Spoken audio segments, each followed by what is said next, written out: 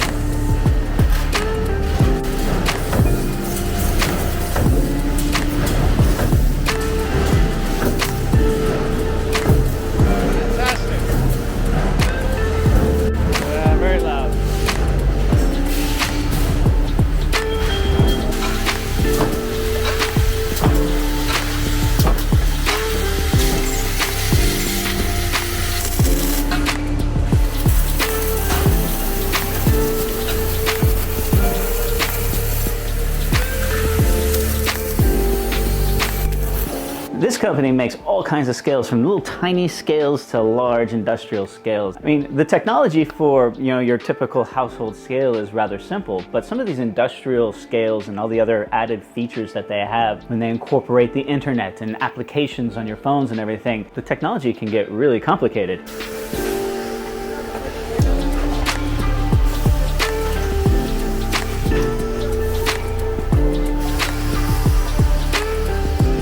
They got so many different scales in this place. They manufacture everything you can think of, all different kinds of scales. Look at this one. It's tiny.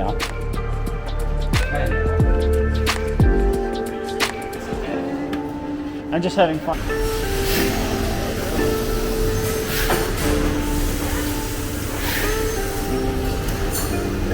Very impressive.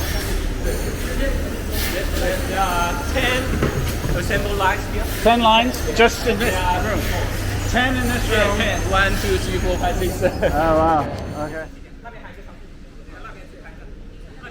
Now behind me, this is probably the world's largest warehouse of weighing equipment and scales. It's enormous. It goes on and on. This next factory I went to, I wasn't able to get too much filming in there. A lot of the things in this factory they did not want me to share. It's an energy company located in the Torch Development Zone that makes solar panels, and these solar panels are integrated into panes of glass. So a lot of the automation that goes on in this factory is proprietary, and therefore I can't share it with you. Check this out, this process here, it just moves on down the line.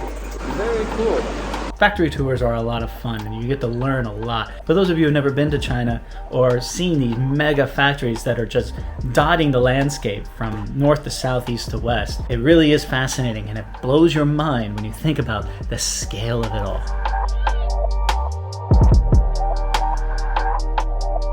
And now it's time to go to the Galan's super factory. Galan's is a household appliance manufacturer, and in this particular factory that I went to, they make microwave ovens. I think like half of all the microwaves built in the world are made in this one little factory in Zhongshan. And it's not just, your household microwave oven. They also do an awful lot of R&D. They developed and designed the very first microwave oven to be used in outer space. And I checked in on it, and that's true. Microwave ovens were not being used in outer space for various reasons. So they had to design and manufacture and engineer a special unit, and it's not very big, it's only about this big. I got special access to see this. I'm here in the R&D department. I mean, I've been in R&D departments before, and it's not like in the movies with giant computers and everything like that. They're usually pretty sparse. Basically, there's a team of researchers that were in this highly secured windowless box for 10 years developing this microwave.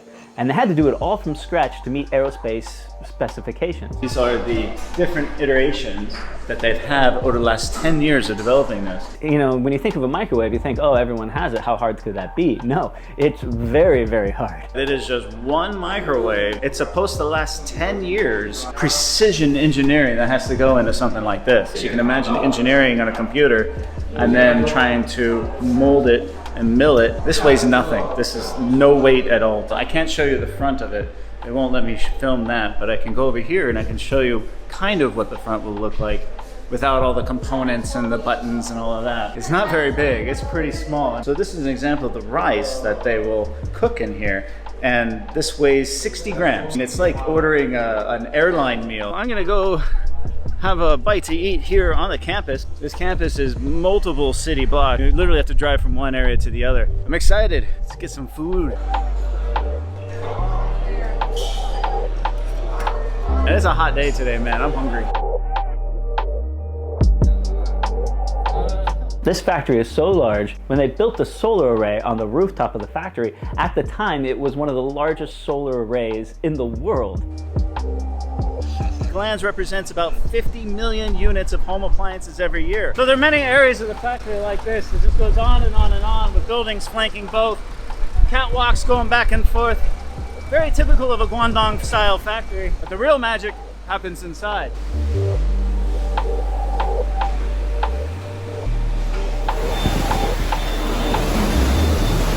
Hey guys, how you doing? Hello, how's it going? All right.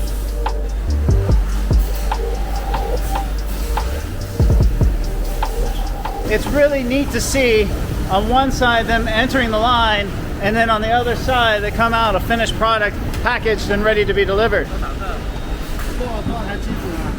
对，多少？1000。